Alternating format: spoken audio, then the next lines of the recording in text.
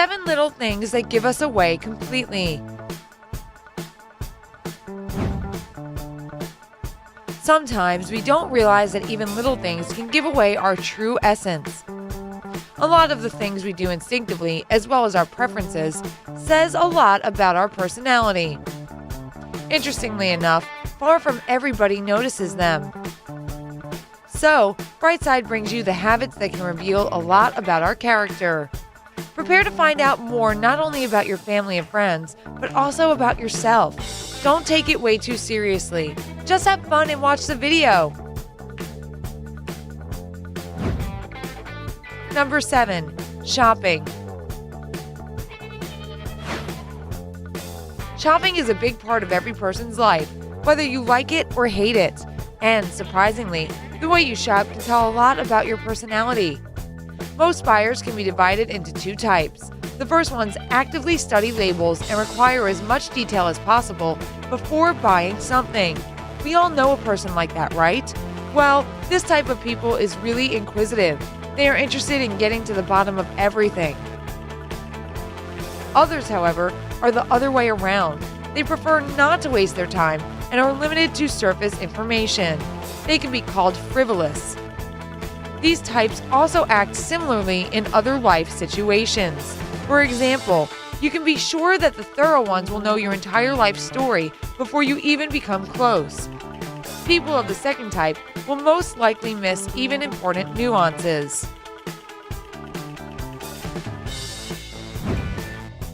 Number 6. The desire to wear a watch. Another thing that can say a lot about you without you even realizing it is whether or not you wear a watch. The easiest conclusion you can make is actually a true one.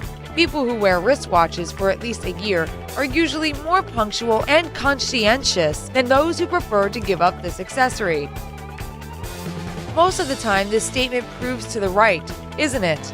That's not all.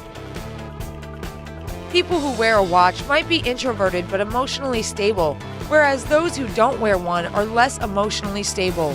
Those of us who can't leave their house without a watch can be considered more reserved. Others who don't really like this small accessory are often way more open.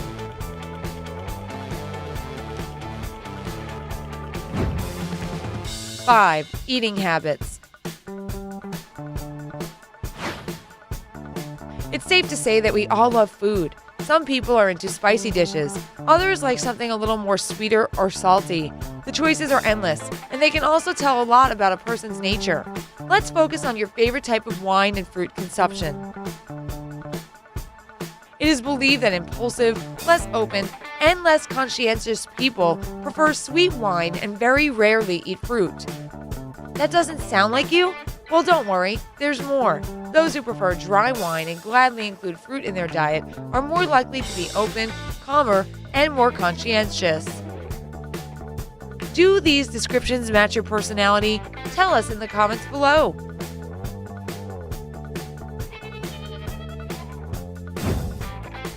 Number 4. Words. The words we use in everyday life are also one of the main factors that big time characterize our personality. And it doesn't matter whether we say them out loud or write or type them. So let's get right into it. Anxious and emotionally unstable people usually use words related to negative emotions. It seems like quite a solid point after you read, for example, some widely and unnecessary negative comments online. Extroverts, on the other hand, prefer words that describe positive emotions. They rarely go on long rants, talking about something they hate and prefer to spend their energy on something that makes them happy. Conscientious people use words related to achievements more often. And open people usually choose sophisticated words and phrases where one can be more concise. Well, the saying, choose your words wisely, appear in a whole other light now, right?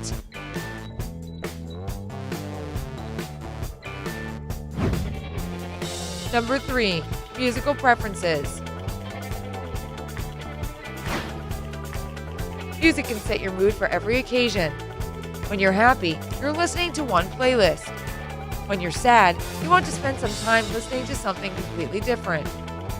The kind of music you like to listen to can tell others about the peculiarities of your psyche because the music you listen to has a long-term effect on the brain. It's commonly believed that people who prefer sad or aggressive music to express their emotions are usually restless and nervous. Strangely enough, it can be quite true, as the majority of people prefer to listen to something way more bubbly and pop when they are feeling happy and carefree. People who prefer fun or quiet music are happy because the very process of listening to such music raises the mood and has a long-term effect on your well-being. Of course, everybody is different and doesn't mean that it's impossible to feel happy at the rock concert. For example, just don't listen to depressing music for too long. Let yourself be sad for some time, and then listen to some tunes that make you feel alive, no matter of what genre they are, and keep going.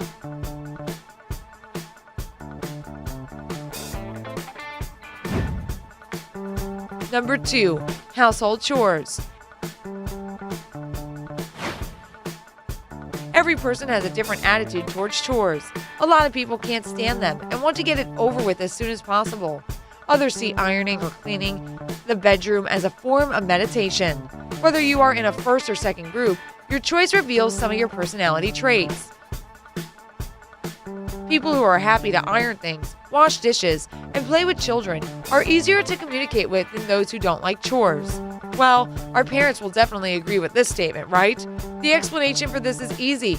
For the first type, the happiness of others is important. Therefore, they prefer to work around the house rather than moan about domestic trifles. They also tend to be more introverted. At the same time, more extroverted ones usually don't like doing housework and prefer resting or meeting with friends. They don't mind a little mess and try to get themselves out of doing chores with any opportunity they get.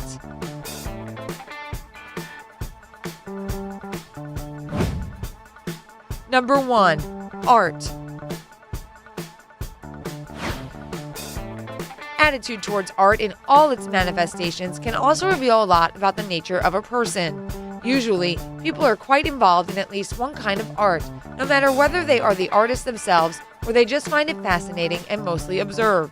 But you can also meet people who have no interest in art whatsoever. So what does this say about a person?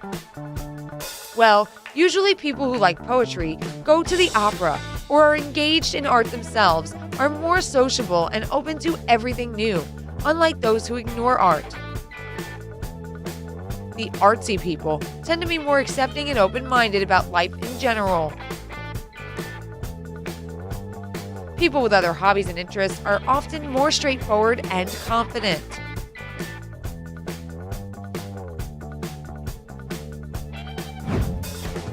And finally, here is a bonus. It has been established that people can determine how rich one is by simply looking at one's face when it expresses no emotion. Of course, this is all happening on the subconscious level when our mind quickly analyzes everything we see, from a person's appearance to his or her clothes and shoes. This ability is often used when we decide to hire somebody. When we don't really know another person that well, our mind instantly turns to instincts and intuition. It is believed that people with a rich type of face are rejected less often. Accordingly, minor signals can prevent you from climbing the career ladder or increasing your income. However, at the same time, scientists are not yet able to accurately answer what exactly this rich factor is in an appearance. Nonetheless, it doesn't mean that the impression you make on somebody doesn't mean anything. Of course, most of the time, people's first impression of one another change as they communicate more. But this initial reaction, when you look at someone and either think they seem nice or not so much, is made out of those signals that your appearance unknowingly gives away. Which one of these points